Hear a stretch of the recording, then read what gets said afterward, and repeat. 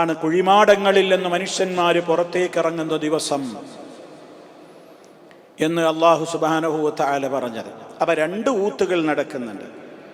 വകുല്ലുൻ അതൗഹു ദാഖിരീൻ, എല്ലാവരും തന്നെ, വകുല്ലുൻ എല്ലാവരും, അതൗഹു അല്ലാഹുവിൻ്റെ അടുക്കൽ ചെല്ലുന്നതാണ്. അതാ വന്നു, ചെന്നു എന്നൊക്കെ അർത്ഥം. എല്ലാവരും അല്ലാഹുവിൻ്റെ അടുക്കൽ ചെല്ലുന്നതാണ്. എപ്രകാരം? ദാഖിരീന, ദാഖിരീന വളരെ വിനീതരായി, നിസ്സാരന്മാരായിട്ട്.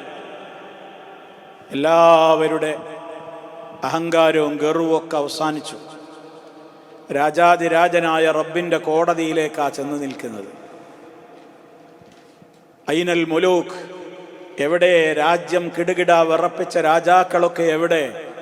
അള്ളാന്റെ ചോദ്യമാണ്. ഐനൽ മുലൂക്ക്, എവിടെ രാജാക്കളൊക്കെ?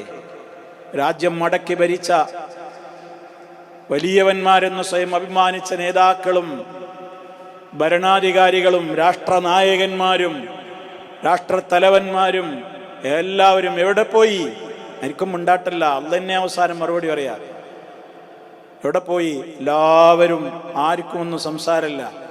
ലിമനിൽ മുൽക്കുൽ യൗം, ആർക്കാണ് ഇന്നത്തെ ദിവസത്തെ രാജാധിപത്യമുള്ളത്? ആരും മറുപടി ഒന്നും പറയില്ല. അള്ളാഹ് തന്നെ പറയും, ലില്ലാഹ് അൽ വാഹിദിൽ ഖഹാർ. യൗമ ലാ തംലികു നഫ്സുൻ ലിനഫ്സിൻ ശൈഅ വൽ അംറു യൗമഇദിൻ ലില്ലാഹ്. അള്ളാഹിന്റെ മുമ്പിൽ എത്ര വലിയ പോക്കിരികളും ധിക്കാരികളും ഒക്കെ ആയിരുന്നു രാജാക്കന്മാരായിരുന്നു. എല്ലാവരും സമാണ് അള്ളാഹുടെ മുമ്പിൽ. എല്ലാവരും അള്ളാഹിന്റെ മുമ്പിൽ സമന്മാരായി പോയി ഇങ്ങനെ പേടിച്ച് നിൽക്കുകയാണ്. നഫ്സി, ഇനി എൻ്റെ കാര്യം എന്താ അവിടെ നടക്കാൻ പോകുന്നത് എന്നുള്ള ബേജാറ്.